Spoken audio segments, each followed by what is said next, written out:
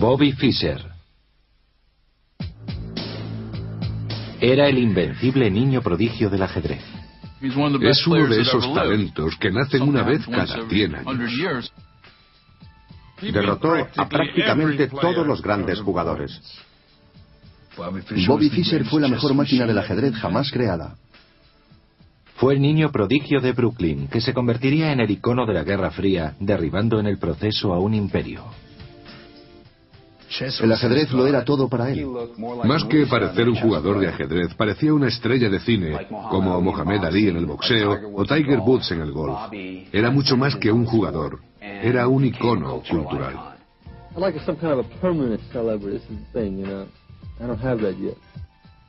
Pero su tendencia a aislarse, unida a sus excéntricas ideologías, le hicieron ser admirado y odiado al mismo tiempo. Su anticomunismo se transformó, no sé bien cómo, en un antiamericanismo.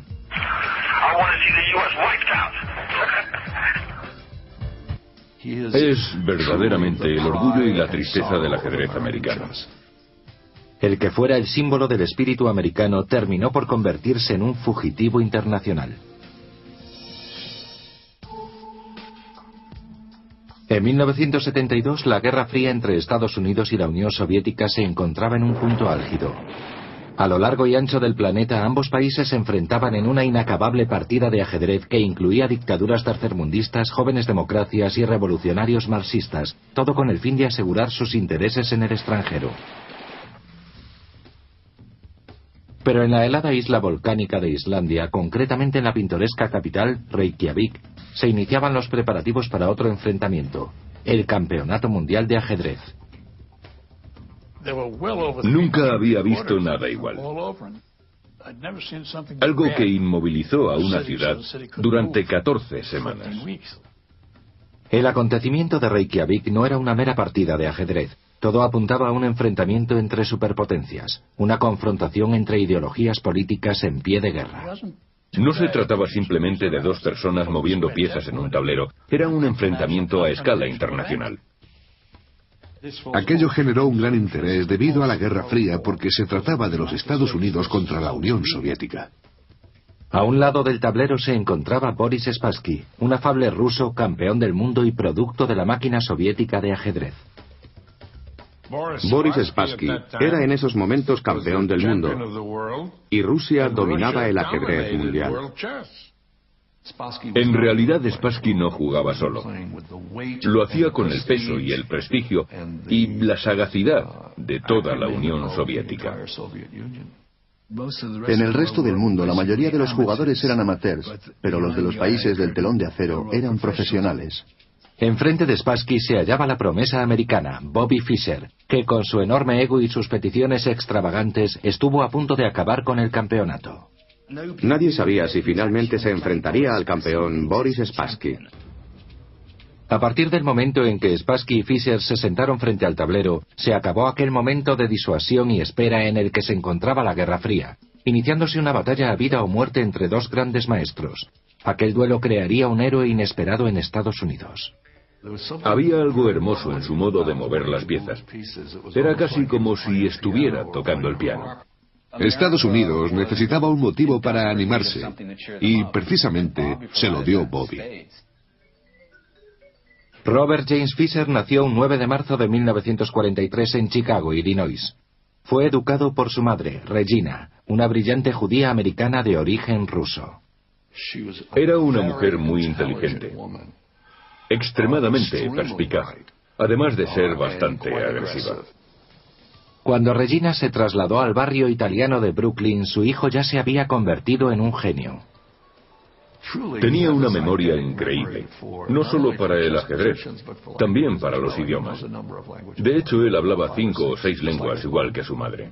Pero su condición de genio no le libró de ser un niño neoyorquino, o al menos no al principio. Era un niño maravilloso. Me encantaba llevarle a él y a mi hijo Michael a los partidos de hockey de los Rangers. Les encantaba. Pero todo aquello cambió cuando su madre le compró su primer tablero de ajedrez. Bobby se enganchó al instante.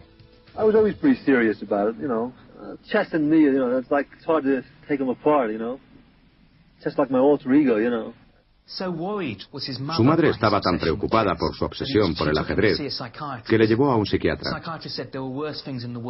Él dijo que había muchas cosas peores con las que obsesionarse, y desde aquel instante la vida de Bobby Fischer fue el ajedrez. Bobby se unió al prestigioso Club de Ajedrez de Manhattan, donde tuvo la oportunidad de enfrentarse a otros entusiastas del juego. Era un buen chico, muy majo. Claro que compartíamos los mismos gustos y aficiones, y congeniábamos. Bobby solía darme tirones del pantalón diciendo, ¿una partida? Una partida. Esa era su frase. Como muchos adolescentes, Bobby se sentía avergonzado de su madre. Creo que se sentía algo dominado por su madre. Ella solía aparecer en los torneos o reuniones y aquello le avergonzaba. Él quería ir al club de ajedrez o a algún torneo y ser un hombre, ser él mismo. Y no quería que su madre le siguiera en la sombra. Cuando del ajedrez se trataba, su juego era todo menos adolescente.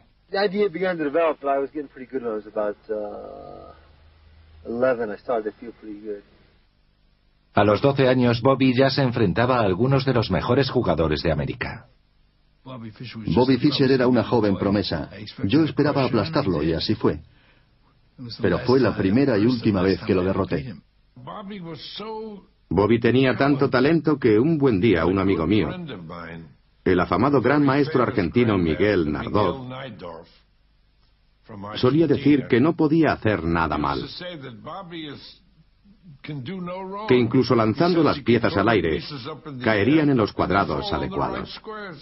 En 1956, todo experto ajedrecístico del mundo había oído hablar de aquel prodigio de 13 años. Bobby comenzó a hacer torneos de demostración en los que llegaba a enfrentarse a docenas de jugadores a la vez. Intenté discernir cuántas jugadas solía anticipar, y parece ser que se adelantaba en 6 o 7 movimientos a sus contrincantes, cuando ellos tal vez preveían solo los 2 o 3 siguientes movimientos. Tenía un don para aquello, una geometría especial en su cabeza para el ajedrez, para ver las jugadas en su mente y anticiparse a ellas. Pero como en todas las cosas, sobre todo influía su determinación y amor por el juego. En julio de 1956, Bobby ganó el primer campeonato junior de ajedrez de Estados Unidos. Fue, como todos dicen, algo mágico. A los 13 años, Bobby era el campeón junior más joven de la historia, e iba camino de convertirse en una celebridad, incluso más allá del mundo del ajedrez. Pero aunque su juego estaba en alza, su vida académica no era tan espectacular como cabría esperar. A Bobby no le gustaba el colegio. Sentía que no le ofrecía nada. Le ocurría como a muchos niños brillantes. Se aburría con lo que le estaban enseñando. Era bueno con los idiomas, pero aparte de eso, prefería quedarse en casa para jugar al ajedrez. Y mientras otros niños de su edad jugaban al béisbol en la calle, Bobby se sentaba en su mesa para estudiar los movimientos de los grandes maestros soviéticos. Lo único que le interesaba a Bobby era el ajedrez, eso estaba por encima de todo. Por encima de las relaciones sociales, por encima de las chicas y por encima del colegio, de su educación. Era todo ajedrez y más ajedrez. Pero la obsesión de Bobby por el ajedrez le trajo problemas mucho más allá de las relaciones o el colegio. De hecho, aquella obsesión pronto se convirtió en su mayor obstáculo para triunfar.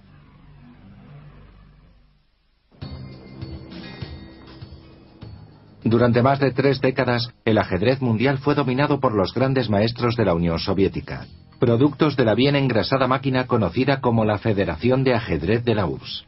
Para la Unión Soviética el ajedrez era un deporte político porque, claro, todos los deportes lo eran. Y, por supuesto, para ellos era la prueba definitiva de que el sistema soviético funcionaba. Pero a finales de los años 50, la atención mundial no se centraba en un gran maestro ruso, sino en un niño de Brooklyn llamado Bobby Fischer, que en 1956 se había convertido en el campeón junior americano más joven de la historia. Al año siguiente le dieron la oportunidad de disputar el campeonato de ajedrez de los Estados Unidos. Tenía 14 años. En una brillante demostración de habilidad, Bobby llegó a la fase final del torneo, dejando en el camino a alguno de los mejores grandes maestros americanos. Yo creía que Reshevsky era invencible, y resulta que le derrotó un niño. Entonces pensé, ha nacido una estrella. En 1957, Bobby Fischer fue coronado como campeón de ajedrez de los Estados Unidos.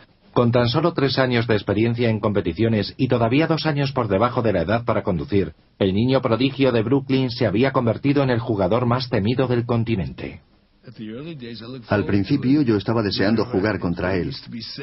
Se decía que era el único jugador que solía obtener buenos resultados cuando me enfrentaba a Bobby, pero cuando empecé a perder, me ocurrieron muchas cosas negativas. Aquello me trastornó. Cuando te enfrentas a Bobby Fischer, aunque vayas ganando, sabes que vas a perder. Era tan grande que encontraría la forma de darle la vuelta a la partida. La aparición del joven Fischer en Yugoslavia en 1958 le ayudó a alcanzar el título de Gran Maestro Internacional. Fue el jugador más joven de la historia en conseguirlo. Convertirse en Gran Maestro es lo máximo, a lo que puede aspirar un jugador. Porque incluso hoy día, solo hay unos 1000 entre millones y millones de personas que, además de competir, hayan logrado algún título. Ahora Bobby podía disputar el prestigioso torneo de los candidatos. El ganador de dicho campeonato se enfrentaría al 2 veces campeón del mundo, el soviético Mikhail Botvinnik. El mero hecho de terminar un torneo de los candidatos sin haber sufrido un desmoronamiento psicológico o emocional ya era un logro en sí mismo. Se trataba de 28 partidas que tenían lugar a lo largo de un mes y medio, así que era una competición muy difícil. Bobby quedó quinto en el torneo de los candidatos, un resultado que asombró tanto a los espectadores como a los expertos. Pero Bobby se sentía decepcionado, y aquello le motivó. Bobby era como un monje zen. Realmente se tomaba en serio sus estudios de ajedrez. Se pasaba horas y horas leyendo y practicando. Uno estaba sentado a la mesa comiendo con él y hablando sobre ajedrez. Y cuando la conversación viraba hacia otro tema, podías verle moviendo las piezas de su pequeño tablero de bolsillo. Pero esa obsesión de Bobby por el ajedrez estaba pasando facturas en ciertas facetas de su vida. Al cumplir los 16, Bobby abandonó sus estudios para centrarse por completo en el juego.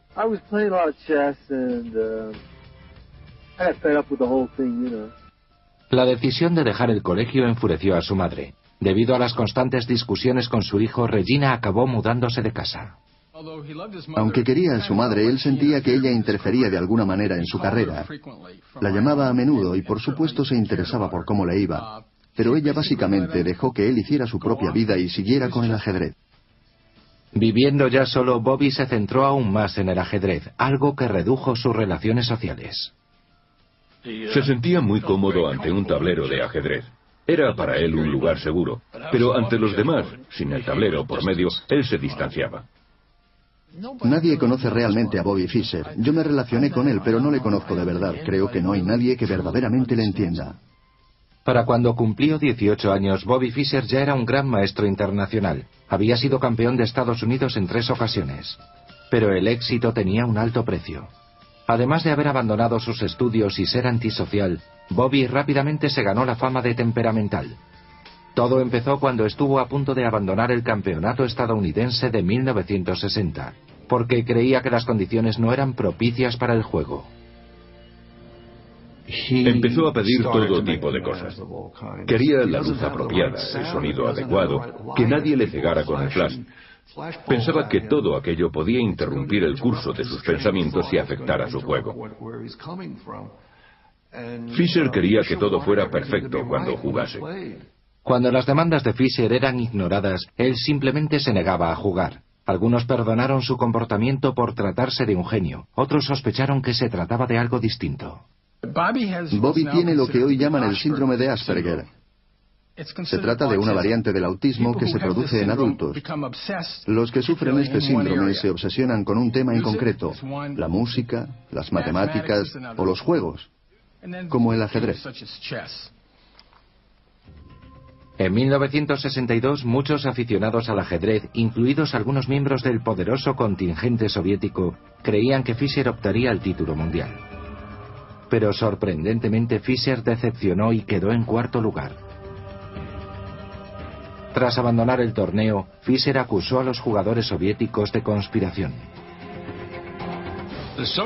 Él creía que los soviéticos intentaban amañarlo todo cada vez que había un torneo. Ya sabe, todos contra él. En otras palabras, que los jugadores rusos perderían ciertas partidas entre sí e irían todos a por Bobby. Fischer protestó boicoteando los principales torneos internacionales durante casi 3 años. 4 años más tarde, Fischer por fin volvió a la competición internacional. Una vez más, muchos creyeron que obtendría el título mundial, pero a la mitad de sus primeras partidas, Fischer se retiró.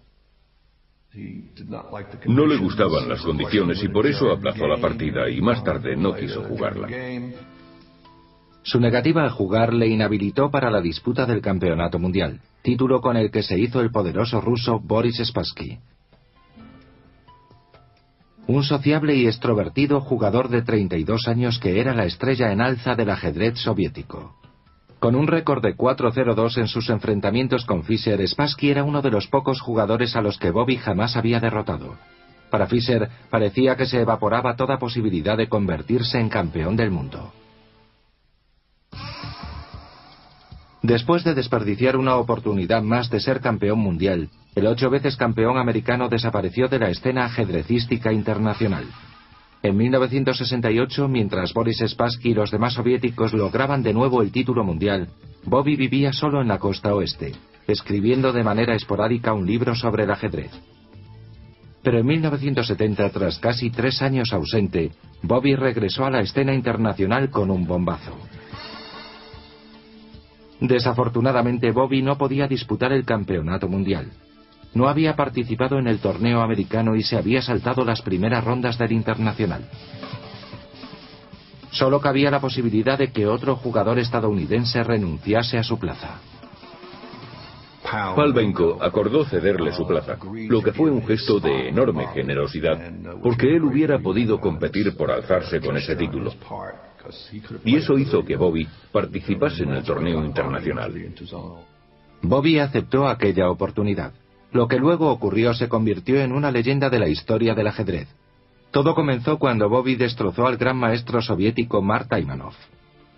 Ganó aquel encuentro por 6 partidas a 0. Borró a ese gran jugador del mapa, hecho que provocó numerosas críticas hacia Mark Taimanov. Ni siquiera pudo abandonar su país por ello. Tras acabar con Taimanov, Fischer se deshizo de 2 oponentes más. Aquello constituía toda una hazaña, teniendo en cuenta el nivel de sus adversarios. Uno no podía enfrentarse a esos 3 jugadores, 3 de los mejores del mundo, sin ceder alguna partida. Acabó con aquellos jugadores como si nada, sin despeinarse. Tras una de las demostraciones más impresionantes de la historia del ajedrez, Fischer se encontraba a las puertas del título que durante tanto tiempo se le había escapado de las manos. Su ansiado enfrentamiento con Spassky se produciría en Reykjavik, Islandia. Con ambos jugadores en plena forma, la prensa occidental, así como los periódicos estatales de la Unión Soviética, tildaron aquel encuentro de choque de la Guerra Fría. Creo que ambas potencias quisieron hacer de aquello una prueba de sus sistemas. Creo que Lenin dijo que el ajedrez es la alta expresión de la mente socialista. El primero en llegar a Islandia fue el campeón, Boris Spassky. Boris y su corte de expertos ajedrecistas prepararon el terreno. Pero era evidente que Spassky no se veía identificado con la histeria de la Guerra Fría. Boris era un individuo complejo, de ideas políticas mucho más sofisticadas. Y aunque en Occidente se le considerase un representante típico del sistema soviético, él no se veía así, con, digamos, la camisa roja. Él no estaba ahí en nombre del comunismo. Por el contrario, Fischer sentía un odio evidente, tanto hacia el comunismo como hacia el conjunto de jugadores que producía el sistema soviético. Uno de los motivos por los que se veía como una batalla más de la Guerra Fría era el hecho de que Fischer lo sintiera así. Él odiaba intensamente a la Unión Soviética, como detestaba también el comunismo. Creía que durante años los soviéticos habían intentado privarle de algo que le pertenecía, el título mundial de ajedrez. Así que iba a Reykjavik dispuesto a darles una lección. Boris Spassky no entendía de dónde venía Fischer. Sentía un enorme respeto y aprecio por él. pero no comprendía el hecho de que fuese a Reykjavik dispuesto a declararle la guerra ajedrecística. Sin embargo, las reticencias de Fischer a presentarse en el torneo pronto eclipsaron su deseo de politizar el campeonato. Momentos antes de que su vuelo para Reykjavik despegase, Fischer abandonó el aeropuerto mientras formalizaba exigencias económicas ante la Federación Internacional de Ajedrez. A Bobby no le convencía en absoluto el premio en metálico. Le parecía que era insuficiente y que esto desprestigiaba el título de campeón mundial. Bobby Fischer no estaba dispuesto a jugar por tan solo 6.000 euros, motivo por el que hizo todo lo posible para aumentar esa cifra. Pero aun cuando la Federación Internacional aumentó el premio hasta los casi 100.000 euros, Fischer seguía sin aparecer. Él mantenía que su no asistencia no se debía a causas económicas.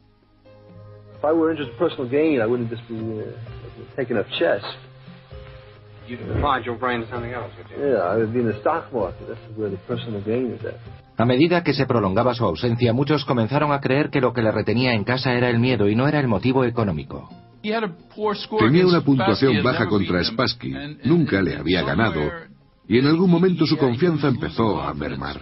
Mientras Fischer seguía enredando en Nueva York, en Reykjavik se procedió a celebrar la ceremonia de apertura. Lo más gracioso fue aquella ceremonia inaugural. Ahí estaban todas las autoridades, el presidente de Islandia y su gabinete, el presidente del Cuerpo Internacional de Ajedrez y Boris Spassky sentado en su sitio.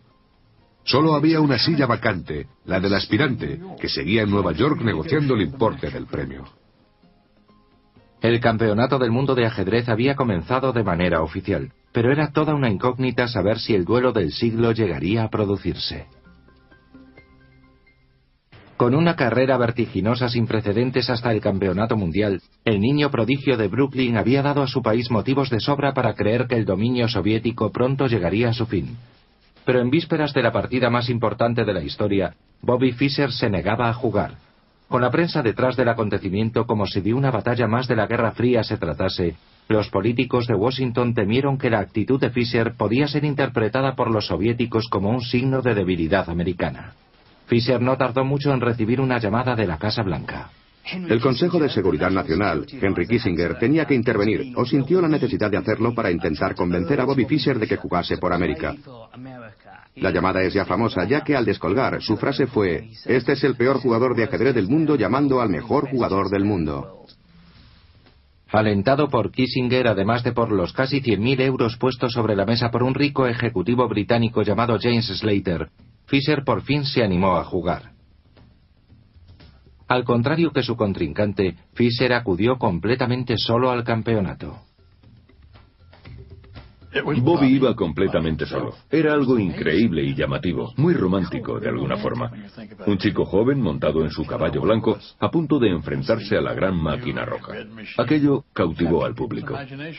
Pero tras visitar los lugares donde se disputarían las partidas, Fischer hizo una elaborada lista de exigencias. Quería que la iluminación fuera ideal, que los juegos tuvieran un tamaño apropiado y que los tableros fueran de ciertas dimensiones. Pero no todas sus exigencias tenían que ver con la partida. Recuerdo que una de sus condiciones era que hubiera un cocinero disponible en el hotel las 24 horas del día. Si Fischer quería jugar al tenis, tenía que haber alguien disponible en cualquier momento, alguien que jugara con él. Lo mismo ocurría si quería jugar a los bolos. Tampoco le gustó su suite, así que se la tuvieron que cambiar. Para hacer cumplir aquellas peticiones, la Federación Internacional de Ajedrez retrasó el torneo 2 días más.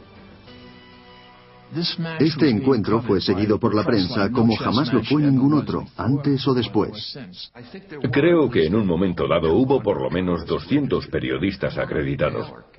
Vinieron Norman Miller, Arthur Kessler y escritores de todos los rincones del planeta. A las 5 de la tarde, Boris Spassky entró en el auditorio y tomó asiento. El ruso observó al árbitro, Lothar Schmidt, mientras éste ponía en marcha el reloj de juego. Pero había un problema, el contrincante Fischer no aparecía. Se trataba de un genio. Un hombre difícil, complejo, egocéntrico y casi paranoico, que no paraba de pedir y pedir. Nadie sabía si finalmente se enfrentaría al campeón Boris Spassky. Finalmente, 6 minutos después del inicio de la partida, Bobby Fischer entró en el auditorio y tomó asiento frente al tablero. La partida del siglo estaba a punto de comenzar. Pero cuando se había disputado media partida, Fischer reparó en las cámaras que les grababan desde el fondo del recinto. El aspirante montó en cólera. Bobby era extremadamente sensible a cualquier ruido, ya fuera del público o de las mismas cámaras que les rodaban. A pesar de las protestas de los productores americanos y soviéticos de televisión, los responsables del torneo ordenaron la retirada de las cámaras. Fischer volvió al juego, pero perdió la partida. Cuando comenzaba la segunda partida 2 días después, Fischer volvió a dar plantón a la organización. El problema era de nuevo la presencia de las cámaras. Se quejaba de que las cámaras hacían demasiado ruido y básicamente rompió el contrato de forma unilateral. No quería que aquellas cámaras estuvieran presentes. Trajeron al mejor especialista en sonido de Islandia para que midiese los niveles de ruido, tanto con las cámaras encendidas como apagadas. Su conclusión fue que ningún oído humano sería capaz de captar la diferencia, pero Fischer insistía en que las oía y que aquello le desconcertaba. Pero en esta ocasión la organización se negó a satisfacer sus pretensiones. Se negó a jugar aquella partida, por lo que se la dieron por perdida. Lo que no estaba claro es si se presentaría a jugar la tercera. Perdiendo por 2-0, todo parecía indicar que Fischer abandonaría. De hecho, Bobby reservó un vuelo para volver a Nueva York. Pero tras una segunda llamada de Henry Kissinger, Bobby accedió a volver al encuentro a condición de que las 7 primeras filas del auditorio estuviesen vacías. Aquello no le bastaba, así que pidió que vaciaran más filas. Al final había 14 filas desocupadas y él exigió que se vaciaran 7 más. Indignados por el trato de favor que recibía el americano, los soviéticos dijeron basta. Los soviéticos dijeron que aquello había llegado demasiado lejos, que si se vaciaban aquellas filas, Spassky se marcharía. Si Spassky hubiera cogido sus piezas para marcharse a casa, nadie le habría criticado. Pero él era todo un caballero. Además, quería jugar. En la partida de ajedrez más publicitada de la historia, en peligro de suspenderse, había llegado el momento de pactar. El árbitro permitió que se jugase la partida número 3 en una pequeña habitación utilizada habitualmente para el tenis de mesa. Ya sin las cámaras, Fischer volvió su atención hacia la partida y pasó de inmediato al ataque. Fue la primera victoria de Fischer ante el campeón del mundo, algo que sorprendió por completo a Spassky.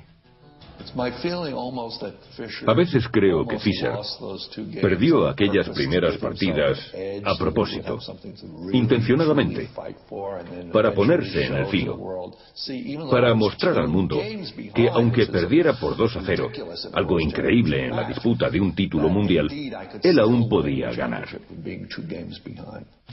Para la cuarta partida, el juego volvió a disputarse en el auditorio principal, donde Fischer no tardó en explotar su manipulación psicológica. A pesar de haber perdido las primeras 2 partidas, el aspirante llevaba una ventaja de 5-3. Echando la vista atrás, es cierto que el año 1972 fue un punto de inflexión en las relaciones de la Guerra Fría. El presidente Nixon abrió nuevas vías de comercio y buenas intenciones con el líder soviético Leonid Brezhnev. Además, el consejero de Seguridad Nacional Henry Kissinger mantenía una amistad con el embajador ruso Anatoly Dobrinin. Pero en la pequeña isla volcánica de Islandia, la Guerra Fría estaba más caldeada que nunca. Tras mes y medio de competición, el excéntrico americano Bobby Fischer tenía contra las cuerdas al campeón mundial, el ruso Boris Spassky. Su inspirado juego y extravagante comportamiento habían hecho del enfrentamiento un fenómeno mundial. El Campeonato Mundial de 1972 hizo que el deporte fuera atrayente por primera vez en la historia. En los Estados Unidos, el éxito de Fischer había disparado el interés por el deporte. Imagine lo que pasaba en 1972. Aunque hayan bombas sobre Vietnam, se empezaban a ver noticias sobre el escándalo de Watergate en el Washington Post. Él dio un motivo de alegría a los americanos, además de darles también un motivo de orgullo. En Nueva York, su ciudad natal, Fischer había despertado más interés que los adorados yanquis. The New York Post realizó una encuesta en varias tabernas de barrios de Nueva York. Por supuesto, todos los que acudían a esos bares de clase trabajadora seguían en la cadena PBS la retransmisión de los movimientos de Bobby. Aun cuando quedaban 2 partidas por disputar, la ventaja de Fischer parecía insalvable. Cuando la partida empezó a ir mal, a Spassky se le veía cada vez más nervioso. Hacía jugadas que eran impropias de él por ser un gran jugador como era. Spassky estaba completamente afectado. No comía ni dormía bien y cometió 3 o 4 errores graves en la primera mitad de la partida. Creo que Spassky se dio cuenta de que iba a perder el torneo. Con su campeón contra las cuerdas, el equipo soviético recurrió a medidas desesperadas. Los soviéticos publicaron una nota de prensa en la que acusaban a Bobby Fischer de emplear tácticas ilícitas para influir en el resultado de la partida. Boris era por lo general un hombre entero, muy directo y agradable. Sin embargo, denunció a los americanos por manipular su silla y quizá incluso la lámpara de juego. Las acusaciones pueden parecer absurdas hoy día, pero en el clima de políticas arriesgadas de la Guerra Fría, los organizadores no querían jugársela. Al final, llevaron a cabo 3 exámenes para comprobar que Bobby no estaba haciendo trampas. Tras un análisis de iluminación, de rayos X y una última prueba química en la que se analizaron todas las pequeñas impurezas del asiento de Spassky, no se encontró nada. Con los cargos por manipulación desestimados, Fischer volvió a concentrarse en el torneo. En la partida número 21, Fischer movió los alfiles y sacrificó la torre. La partida se pospuso esa tarde con Fischer por delante. Íbamos para analizar la partida y Fischer propuso que fuéramos a jugar a los bolos, así que fueron a jugar. Todos estaban intentando anticipar las siguientes jugadas. Todos los grandes jugadores del mundo menos uno, Bobby Fischer. Y cuando a la mañana siguiente se reanudó la partida, fue Boris Spassky el que no apareció. Sonó el teléfono y al descolgar, oí que era Boris Spassky. Decía, esta vez no puedo ganar. Y se retiró. El padre Lombardi y yo estuvimos casi 10 minutos corriendo como locos, hasta que bajamos a la suite de Bobby.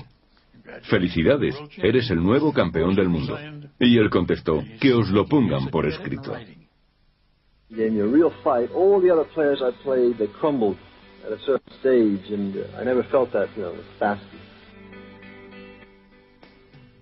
El 1 de septiembre de 1972, Bobby Fischer fue coronado rey del ajedrez mundial.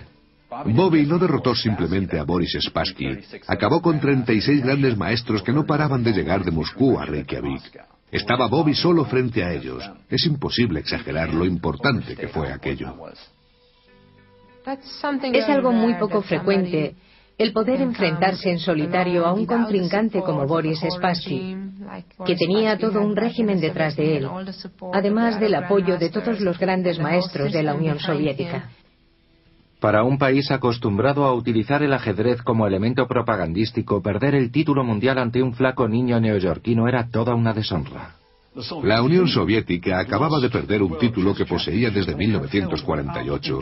Habían perdido el campeonato que hasta entonces había demostrado que el sistema soviético funcionaba, un juego que expresaba los valores de aquel sistema a través del tablero. Pero la condición de héroe de Bobby duraría más bien poco.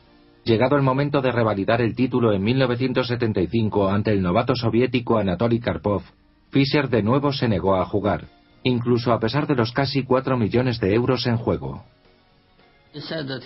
Dijo que no jugaría si una sola de sus exigencias no se cumplía. Y al final, Bobby Fischer dio la espalda al campeonato mundial para siempre. En 1972, Bobby Fischer era un héroe americano, un símbolo de la supremacía estadounidense en la Guerra Fría. A su regreso a casa, Fischer, la nueva estrella nacional, apareció en público con personajes como Bob Hope y Dinah Shore. Pero a pesar de su condición de celebridad, Bobby se había vuelto aún más retraído, además de reticente a competir en ajedrez. Todos creían que estábamos ante una nueva era en la que dominaba Fischer. Pero cuando este se negó a revalidar el título en 1975, Anatoly Karpov se proclamó campeón devolviendo el título a los soviéticos. Bobby Fischer dijo que sería uno de los jugadores, de los campeones mundiales más activos, cuando en realidad no volvió a jugar ni un solo encuentro oficial después de aquel torneo de 1972. Pero un buen día Bobby Fischer sorprendió al mundo del ajedrez y desapareció. Se encerró en sí mismo por completo. Sus apariciones se asemejaban a las del monstruo del lago Ness. No eran necesariamente fiables, pero ocurrían a menudo. Pero aun a pesar de su ausencia, muchos aficionados al ajedrez lo seguían considerando el verdadero campeón. Cada vez que se celebraba un torneo de ajedrez, fuera cual fuera el lugar, Bobby llamaba la atención por su ausencia. Era el fantasma del banquete. Todos sabían que él seguía siendo el mejor jugador del mundo. Sin el ajedrez, Fischer no tenía nada. Ni educación, ni conocidos, ni un medio para sobrevivir. Durante un tiempo muchos pensaron que Bobby se había convertido en un sin techo durmiendo en las calles de Los Ángeles. Finalmente, en 1981, Fischer apareció en Pasadena, pero su vuelta no fue nada alentadora. Bobby fue detenido en Pasadena. Al parecer, se parecía bastante a un atracador de bancos perseguido por la policía. Y Bobby, fiel a su estilo, se negó a revelar su identidad. Como imaginarán, la policía del sur de California no está al tanto del mundo del ajedrez, así que no le reconocieron. Le tuvieron 48 horas retenido, lo que después daría lugar al clásico de culto del mundo del ajedrez llamado "Fui torturado en una cárcel de Pasadena". Según Fischer, fue estrangulado, desnudado y abandonado en una fría celda. Pero también hubo más incidentes. Incidentes que parecían indicar que Fischer, criado en el seno de una familia judía, se había vuelto en contra de su herencia. Iba de un lado a otro por California, poniendo carteles antisemitas en los coches. Estaba buscando algo, aunque no sé muy bien qué. Creció en la parte italiana de Brooklyn, donde muchos niños le proferían insultos antisemitas, ya sabe. Nunca sabremos qué provocó aquella experiencia en su mente. Ha hecho comentarios extremadamente inapropiados referentes a algunas etnias en concreto. Y desafortunadamente esos comentarios son un fiel reflejo de su síndrome de Asperger. Fuera cual fuera la causa, en 1982 Fischer desapareció de nuevo. Según rumores, podía estar en cualquier parte, desde Alemania hasta Japón. Es evidente lo trágico que es que un artista no actúe en 20 años. Estaba en lo más alto de su juego, podía haber disputado muchas grandes partidas. Entonces, en 1992, con la limpieza étnica de telón de fondo, un banquero yugoslavo ofreció organizar una reedición del campeonato que enfrentó a Spassky y Fischer para conmemorar su 20º aniversario. El premio consistía en casi 4 millones de euros. Más de la mitad sería para el vencedor. Aquello sacó a Fischer de su escondite. Bobby decidió participar en aquel torneo del 92 porque no tenía otra opción. No tenía ni un céntimo, ni una casa donde dormir. Así que necesitaba el dinero. Desgraciadamente para Fischer, siendo un ciudadano estadounidense, no podía aceptar dinero yugoslavo. Existían sanciones contra Yugoslavia impuestas por la ONU, ya que aquel país se encontraba inmerso en una guerra civil. Había una orden ejecutiva presidencial que prohibía todo comercio con Yugoslavia a todos los americanos. Si infringía aquella orden, lo suyo era que lo hiciera y jugase sin más. Pero Bobby tuvo que aparecer en los medios para decir: esto es lo que pienso yo de esta orden, y hizo esto.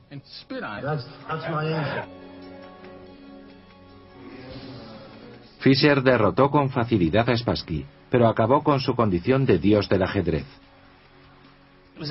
Fue algo así como ver a dos viejos boxeadores subirse de nuevo al ring.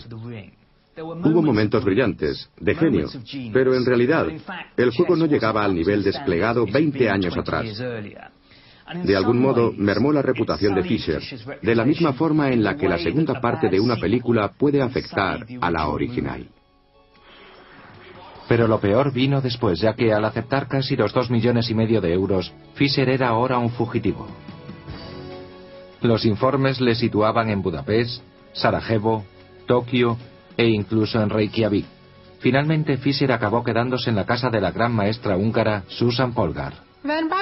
Cuando Bobby se quedó con nosotros, pasamos gran parte del tiempo jugando al ajedrez. Sabíamos, claro, que había ciertos temas como los judíos o el antisemitismo, de los que no debíamos hablar. El antisemitismo era solo una pequeña muestra del creciente radicalismo de Bobby. En el otoño de 2001, Fischer reapareció con una intervención radiofónica en Manila. Ahora era un discjockey a tiempo parcial, pinchando discos de rhythm and blues y expresando un antiamericanismo enfermizo. Su anticomunismo se transformó, no sé bien cómo, en un antiamericanismo. Aquel 11 de septiembre, mientras las torres ardían en tiempo real, Bobby contemplaba cómo se desarrollaba aquel terrible acontecimiento.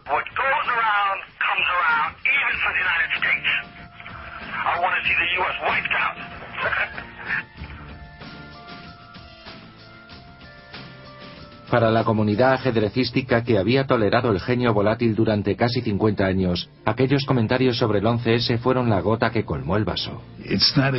No es ilegal hacer comentarios de mal gusto, pero es inmoral. Y aquello hizo mucho daño. Una persona puede ser rara y excéntrica, pero aquello era ser ruin. Ya no siento ningún aprecio por él. Más bien siento lástima. Tiene 60 años y no tiene nada. Es triste. El verano de 2004, el gobierno de Estados Unidos finalmente decidió ir a por el antiguo rey del ajedrez. Su pasaporte le fue revocado, y en agosto Bobby Fischer fue detenido mientras intentaba subirse a un avión en el aeropuerto internacional de Tokio. La pregunta es, ¿por qué ahora? ¿Por qué todos sabíamos más o menos por dónde andaba? Sabíamos que había estado en Tokio. ¿Por qué no lo buscaron las autoridades antes? Fuera cual fuera el motivo, el que fuera el héroe del gobierno americano está ahora en pleno proceso judicial, algo que supera cualquier partida que haya disputado. Bobby Fischer, like anyone else, should be held accountable for his actions. Para Estados Unidos se trata de una situación en la que es imposible ganar, ya que él es un héroe de la Guerra Fría. Cuando derrotó a Spassky, aunque ya haya pasado tiempo, fue algo grande no solo para el ajedrez estadounidense, sino para todo el país. En mi opinión, lo mejor que podría hacer el gobierno de Estados Unidos es dejarlo estar. Está involucrado el Departamento de Justicia, el Departamento de Estado, y yo me digo a mí mismo, ¿qué partida más injusta? No tienen nada que hacer. Pero independientemente del desenlace de esta tormenta legal, el final de la historia de Bobby Fischer será sin duda un final trágico. Tenía el potencial para haber ayudado a la comunidad ajedrecística. Su aportación podría haber sido fantástica. Cambió el ajedrez con su genio. Pero, ¿eso le excusa de todo lo demás?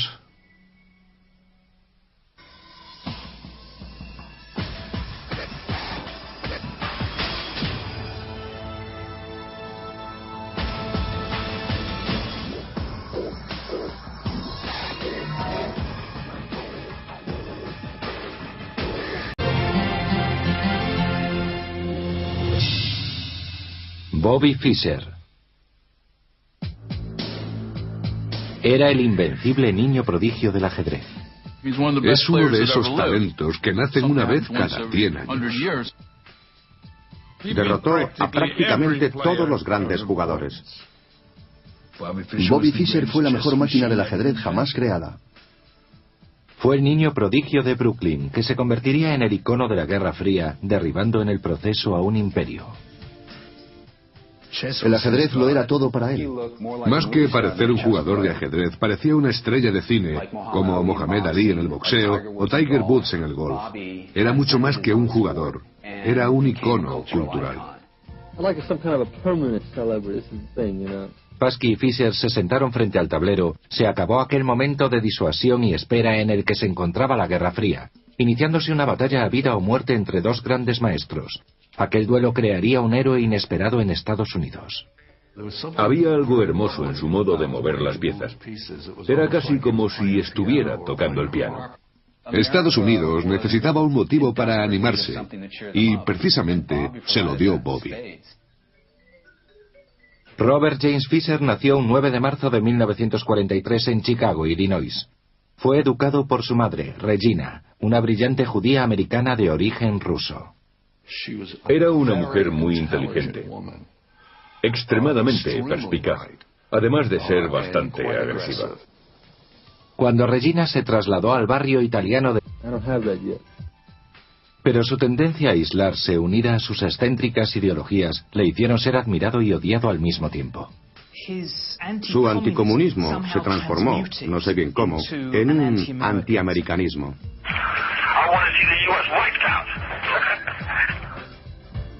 Es verdaderamente el orgullo y la tristeza del ajedrez americano. El que fuera el símbolo del espíritu americano terminó por convertirse en un fugitivo internacional.